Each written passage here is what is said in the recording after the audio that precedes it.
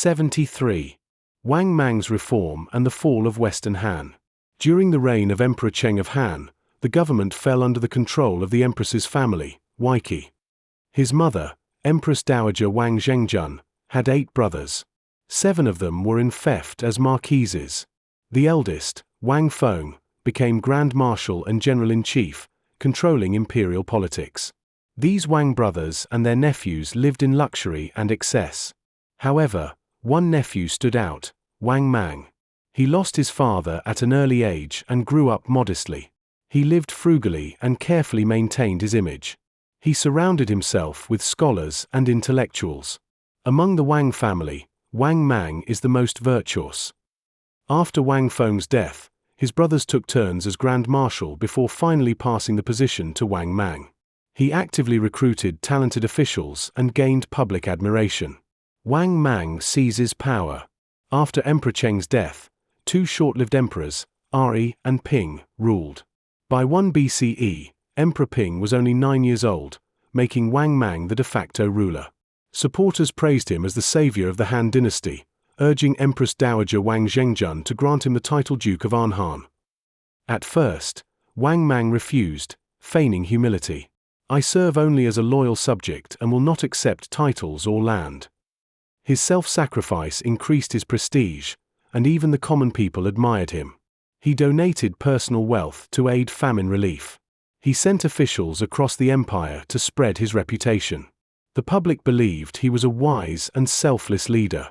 Eventually, after pressure from hundreds of thousands of petitions, he accepted the title, but declined any land. His popularity soared. However, Emperor Ping began to see him as a threat. Wang Mang had exiled the emperor's mother. He executed all of the emperor's maternal relatives. Ping secretly expressed resentment, but he was too young to act. The murder of Emperor Ping. In 5 CE, during a banquet celebrating the emperor's birthday, Wang Mang offered him a drink. Unaware it was poisoned, Emperor Ping drank it. The next day, the palace announced his sudden illness. He died shortly after, at only 14 years old. Wang Mang faked mourning, but his next move was already planned. Since Emperor Ping had no heir, Wang Mang chose a 2-year-old child from the Liu family, naming him Ru Ziying as emperor. However, Wang Mang called himself the acting emperor. His supporters urged him to take full control, fabricating divine omens. A book was discovered proclaiming Wang Mang as the son of heaven. A bronze casket in Han Gaozu's temple was found, allegedly granting him the throne. Wang Mang, who had always pretended humility, finally accepted power. In 8 CE, he forced the Empress Dowager to surrender the imperial seal, officially declaring himself emperor of the Xin dynasty. The Western Han dynasty, which had ruled for 210 years, had fallen. Radical restoration reforms. Wang Mang claimed he was restoring the ancient order with revival reforms. All land was declared national land, and could not be bought or sold. Slavery was abolished, slaves were renamed private dependents, and could not be traded. The government controlled prices and reformed the currency. Although these sounded progressive, they were a disaster in practice. The land reform failed, aristocrats and landlords ignored it. Slavery continued illegally, as elites refused to give up their labor force. Price control led to corruption. Officials manipulated prices for personal gain. The currency system changed multiple times, destabilizing the economy. Reform in name, chaos in reality. By 11 CE, Wang Mang was forced to abandon his policies, allowing land and slave trading once again. War and rebellion. Facing domestic failure, Wang Mang launched military campaigns to distract the public. He fought the Xiongnu, but failed to secure victory. He attacked the western regions, but lost key allies. He increased taxes and forced labor, angering the people. By 14 CE, widespread peasant revolts erupted. The most famous was the Red Eyebrow Rebellion.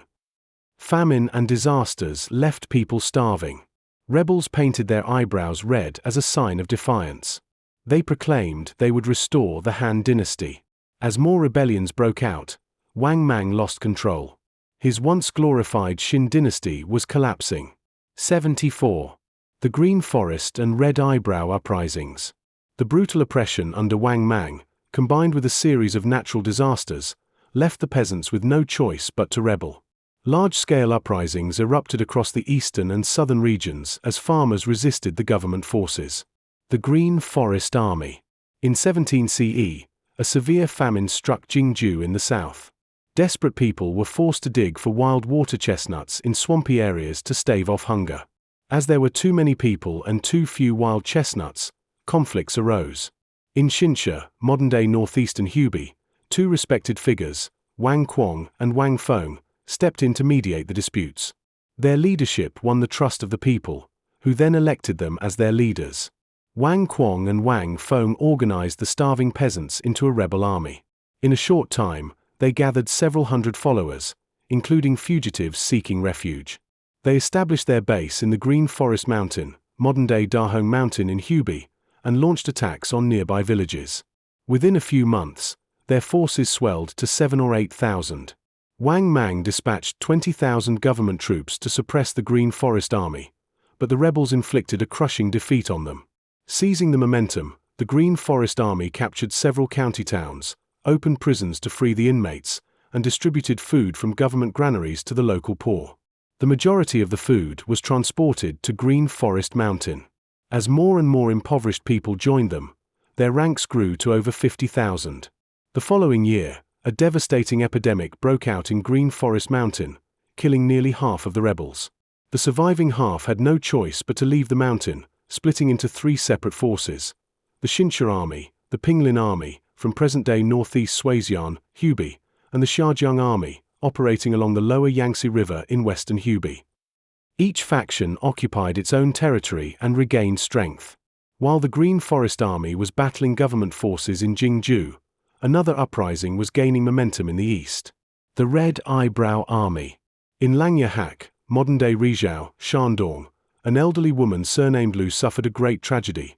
Her son, a government official, was executed by the county magistrate for refusing to carry out orders to brutally punish impoverished farmers who couldn't pay taxes. This injustice sparked widespread outrage. Over 100 destitute peasants rallied to avenge Lu's son, killing the magistrate and fleeing with Lu to the Yellow Sea. Whenever the opportunity arose, they would come ashore to attack government forces. Around the same time, another rebel leader, Fan Chong, led several hundred people to seize Mount Tai. After Lu passed away, her followers joined Fan Chong's forces. Within a year, his army expanded to over 10,000, launching attacks between Qingju and Zhuzhou against government officials and landlords. Fan Chong's army was highly disciplined, enforcing strict rules. Anyone who killed civilians would be executed, and those who harmed the people would be punished. As a result, they gained strong support from the common folk. In 22 CE, Wang Mang dispatched Grand Chancellor Wang Quang, a different person from the Green Forest leader, and General Lian Dan with an army of 100,000 to suppress Fan Chong's forces. Anticipating the battle, Fan Chong ordered his troops to paint their eyebrows red to distinguish themselves from Wang Mang's soldiers. This earned them the name Red Eyebrow Army. The two sides clashed, but Wang Mang's troops suffered a crushing defeat. More than half of the government soldiers fled. Grand Chancellor Wang Quang was wounded in the leg by Fan Chong's forces and retreated, while General Lian Dan was killed in the chaos. The Red Eyebrow Army grew even stronger, reaching over 100,000 fighters. The fall of Wang Mang and the rise of the Han Army. As news spread of the Green Forest and Red Eyebrow armies defeating Wang Mang's forces in the south and east, uprisings erupted across the country. Dozens of rebel factions emerged on the vast plains along the Yellow River. Even some fallen aristocrats, landlords, and powerful families seized the opportunity to raise their own forces against Wang Mang. In Nanyang's Chongling, modern-day northern Ningyuan, Hune, two brothers, Liu Yang and Liu Xiu, were members of the Han imperial family. Wang Mang had abolished the noble titles of the Han royal lineage and banned anyone with the surname Liu from holding office. Enraged, Liu Yang and Liu Xiu rallied their clan members and followers, assembling a force of 7,000 to 8,000 in Chongling. They allied with the three divisions of the Green Forest Army, together defeating several of Wang Mang's top generals and growing in power. However, the Green Forest Army lacked a unified command structure. The soldiers believed that with their numbers growing, they needed a single leader to coordinate their actions. Some aristocratic and landlord-born generals took advantage of the prevailing belief in legitimacy, arguing that only someone from the Liu family should be their leader to restore the Han dynasty. There were many people with the surname Liu in the Green Forest Army, but who should be chosen as the leader? The Chongling faction supported Liu Yang, but the generals from Xincha and Pinglin opposed him, fearing that his power would become too great. Instead, they insisted on making Liu Xian, a minor noble, the emperor. Liu Yang suggested postponing the decision until Wang Mang was defeated and the Red Eyebrow army was subdued, but his proposal was rejected. Realizing he lacked the strength to resist, he reluctantly agreed. In 23 CE, the Green Forest Army formally declared Liu Xian as emperor, restoring the Han dynasty under the reign title Gengshi, meaning new beginning, thus making him known as Emperor Gengshi. Emperor Gengshi appointed Wang Quang and Wang Feng as supreme lords, Liu Yang as grand minister, and Liu Xiu as deputy general of the imperial court. Other rebel leaders also received titles. From that point onward, the Green Forest Army was officially known as the Han Army. 75. The Battle of Kunyang. After Emperor Gengshi, Liu Xian, ascended the throne, he dispatched Wang Feng, Wang Chang, and Liu Xiu to attack Kunyang, modern-day Yexian, Henan. They quickly captured Kunyang, followed by the neighboring cities of Yangcheng, modern-day Yangcheng County, Henan, and Dingling, northwest of Yangcheng. Upon hearing that the rebel forces had proclaimed Liu Xian as emperor, Wang Mang was already deeply unsettled. Now, with the loss of multiple cities, his anxiety turned to desperation. He immediately ordered his top generals, Wang Zun and Wang Yi, to lead an army of 430,000 soldiers from Luoyang Strait to Kunyang. In an effort to intimidate their enemies, Wang Mang's army even recruited a giant warrior named Zhu Wuba, who was exceptionally tall and had a body as massive as an ox. He possessed a unique skill. He could tame wild beasts such as tigers, leopards, rhinos, and elephants. Wang Mang appointed him as a colonel and sent him to the front lines with a squad of ferocious animals to bolster morale. The Siege of Kunyang. At Kunyang, the Han forces had only 8,000 to 9,000 soldiers. Some generals, seeing the overwhelming size of Wang Mang's army, feared they could not hold the city and proposed abandoning Kunyang to retreat to their original base.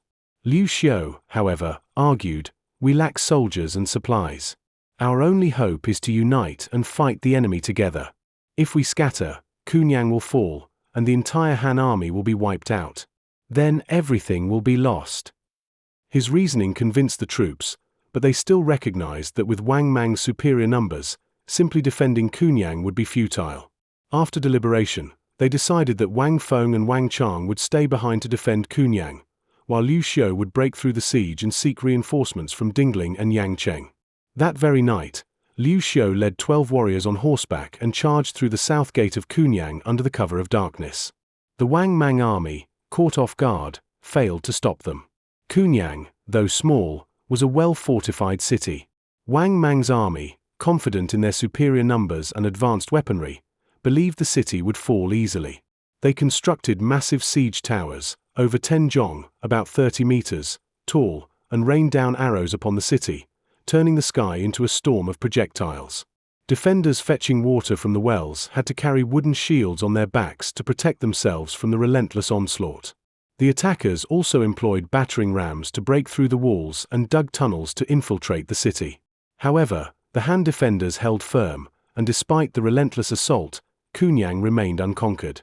Liu Xiu's counterattack.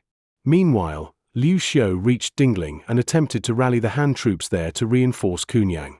However, some Han generals were reluctant to leave, fearing they would lose their wealth and possessions.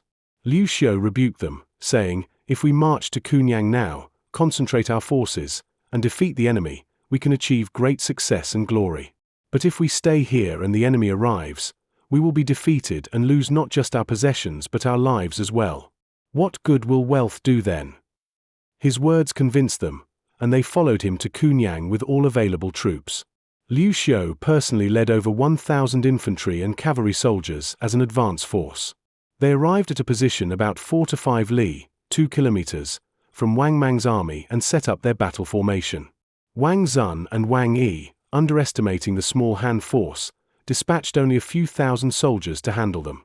Liu Xiu seized the initiative and launched a sudden assault, personally leading the charge. His vanguard troops cut down dozens of enemy soldiers in a fierce melee. Soon, the main Han reinforcements arrived. Seeing Liu Xiu's vanguard fighting valiantly, they were emboldened and surged forward. The Han troops attacked from multiple directions, forcing Wang Zun and Wang Yi's forces to retreat. The decisive victory.